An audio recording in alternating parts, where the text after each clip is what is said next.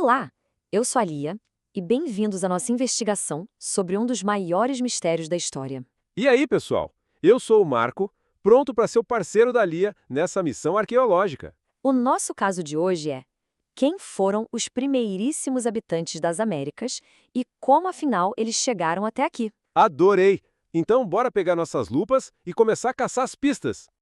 Ok, Marco, para a gente aquecer os motores, tenho uma pergunta para você. Imagina tudo que vai para o seu lixo hoje. Embalagem de salgadinho, caixa de pizza, aquele celular que não funciona mais. O que tudo isso contaria sobre você para um arqueólogo daqui a 2000 anos? Uau, que doideira pensar nisso. Acho que eles iam saber que eu sou fanático por pizza e que passava a hora jogando, só pelas caixas e embalagens. Mas por que essa pergunta? Porque é exatamente assim que a arqueologia funciona. É como se fosse uma investigação daquelas de filme, só que do passado. Os arqueólogos são de detetives e o lixo que os povos antigos deixaram para trás são as pistas que ajudam a gente a montar o quebra-cabeça de como eles viviam. Certo. Todo bom detetive começa pelo relatório oficial, né? Pela história que todo mundo já ouviu falar. Então, nossa investigação vai começar pela chamada teoria clássica, a primeira versão de como as Américas foram povoadas. Ah, saquei! Aquela que a gente aprende na escola. Tô dentro! Exatamente. A teoria mais conhecida diz o seguinte: durante a última era do gelo, o nível do mar baixou muito, e uma ponte de terra ligou a Ásia à América do Norte. E aí, grupos de caçadores teriam atravessado essa ponte, a pé mesmo, há uns 18 mil anos, provavelmente seguindo manadas de grandes animais. Por muito, muito tempo, essa foi a história oficial. Caramba, que jornada! Mas e quem eram essas pessoas? A gente sabe alguma coisa sobre elas? Ótima pergunta de investigador, Marco. As primeiras impressões digitais, as pistas mais claras que a gente encontrou, são de um povo que os arqueólogos chamam de cultura Clovis. Eles são famosos por fazer umas pontas de lança de pedra super bem trabalhadas, sabe? Era tipo a tecnologia mais avançada da época. Por isso, por muito tempo, todo mundo achou que o povo de Clovis foi o primeiro a se espalhar pelo continente todo, sendo os tataravós de todos os povos nativos. Eles eram os nossos principais suspeitos. Só que, como em toda boa história de detetive, às vezes aparece uma pista nova, uma coisa que não se encaixa na história original e que vira o caso de cabeça para baixo. E foi o que aconteceu aqui? Exatamente. E o palco dessa reviravolta toda foi aqui mesmo, no Brasil. A nossa nova cena do crime fica no Piauí, no Parque Nacional da Serra da Capivara. Lá, uma equipe liderada pela arqueóloga Niede Guidon começou a achar coisas que simplesmente não faziam sentido com a teoria de Clovis. As pistas que ela achou contavam uma história muito, mas muito mais antiga. No Piauí? Que legal! E que pistas eram essas, capazes de mudar a história toda? Pera aí, Lia, que número é esse na tela? 50 mil? Você tá me dizendo 50 mil anos atrás? Mas a gente acabou de falar que o pessoal de Clovis chegou a 18 mil. Isso não faz o menor sentido. Pois é, Marco, essa foi a reação do mundo inteiro. Foi um choque. Os vestígios lá da Serra da Capivara indicam que já tinha gente vivendo no Brasil há talvez 50 mil anos. E olha, não é uma pista qualquer não, é um conjunto de provas. Eles acharam as armas do crime, que são as ferramentas de pedra lascada. Encontraram restos de fogueiras com carvão que, depois de analisado, deu uma datação de mais de 50 mil anos.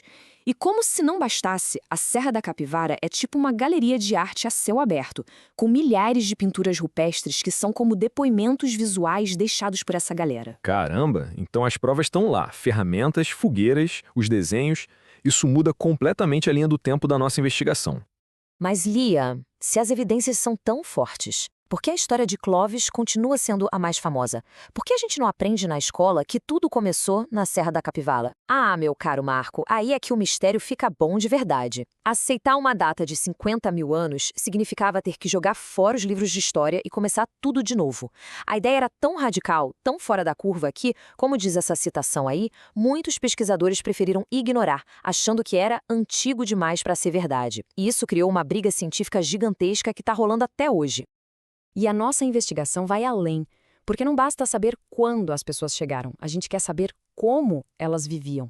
E as pistas mais novas mostram que as Américas eram um lugar com sociedades super complexas e diferentes há milhares e milhares de anos. Então não era só um povo atravessando e descendo o mapa. Eles pararam, viveram e construíram sociedades? Exatamente. E em lugares que a gente nem imaginava. Na Amazônia? Mas eu sempre imaginei a floresta como um lugar selvagem que quase ninguém tinha explorado. Quer dizer que já tinha gente morando lá há tanto tempo assim? E como tinha! Sítios arqueológicos como o de Monte Alegre, no Pará, mostram que tem gente na Amazônia há pelo menos 12 mil anos. E o mais incrível, Marco, é que esses povos não só viviam na floresta, eles a transformaram. Eles plantaram, manejaram espécies, criaram a terra preta, que é um solo super fértil. A Amazônia que a gente conhece hoje é, em grande parte, um imenso jardim ancestral, uma floresta cultural. Agora, vamos para outra parte do Brasil, o nosso litoral. Lá, a gente encontra as pistas de um outro povo fascinante, os sambaqueiros. E as pistas que eles deixaram são, gigantes. São os sambaquis. Sambaqui, o nome vem do Tupi-Guarani, amontoado de conchas. Então eram montanhas de conchas? Exatamente. Mas essas montanhas são muito, muito mais do que só isso. Uau, olha só essa tabela. Então não era tipo um lixão de conchas da praia? De jeito nenhum. Pensa nos sambaquis como se fossem arquivos gigantes do passado, construídos camada por camada durante milhares de anos. Vamos analisar as pistas. Primeiro, o que são? Não só conchas, mas ossos de peixes, de animais, ferramentas de pedra e, o mais importante de tudo, sepulturas humanas. Peraí, eles enterravam os mortos no meio das conchas e do resto? Isso mesmo. E essa é a pista-chave que nos leva à finalidade deles. Os sambaquis não eram só lugar para morar ou para jogar fora o que sobrava. Eram verdadeiros centros da vida social e espiritual. Eram lugares sagrados, onde eles enterravam seus antepassados, provavelmente com rituais e oferendas. Cada camada de um sambaqui conta um pedaço da história daquela comunidade, registrando a vida e a morte por muitas e muitas gerações. E como todo bom mistério, os sambaquis também nos deixaram um enigma. De repente, uns 2000 anos atrás, os povos do litoral pararam de construir esses monumentos gigantes de conchas. Ué, por quê? Eles sumiram? Foram embora? Então, por muito tempo se achou que sim, mas as pesquisas mais novas mostram outra coisa. Eles não desapareceram, mas a cultura deles mudou. A teoria mais forte é que eles começaram a ter contato com outros povos que estavam chegando no litoral, como os ancestrais dos povos G, e essa troca cultural fez com que eles mudassem seus costumes. O ciclo dos grandes sambaquis de concha chegou ao fim, mas o povo continuou por ali. Bom, Marco, nossa investigação está chegando na reta final, mas o caso definitivamente não está fechado. Como a gente viu, a história dos primeiros americanos está longe de ser um livro com o final cravado na pedra. Pelo contrário, né? Parece que a cada nova escavação, a gente descobre um capítulo novo e totalmente inesperado.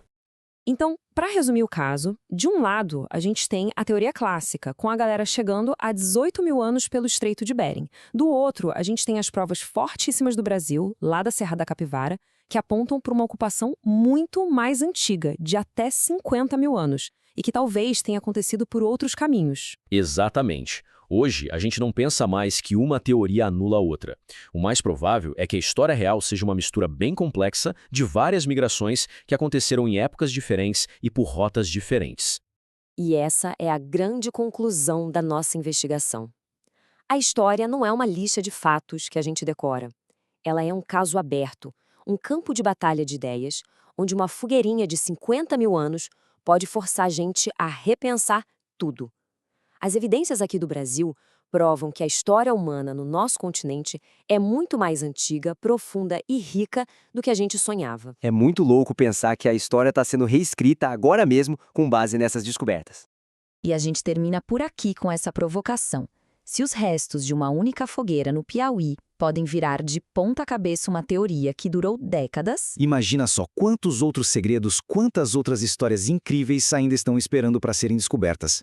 Quem sabe no quintal da nossa casa ou numa praia que a gente visita. A história é um mistério que nunca acaba, sempre com novas pistas para serem encontradas. Valeu por investigar com a gente. Até a próxima!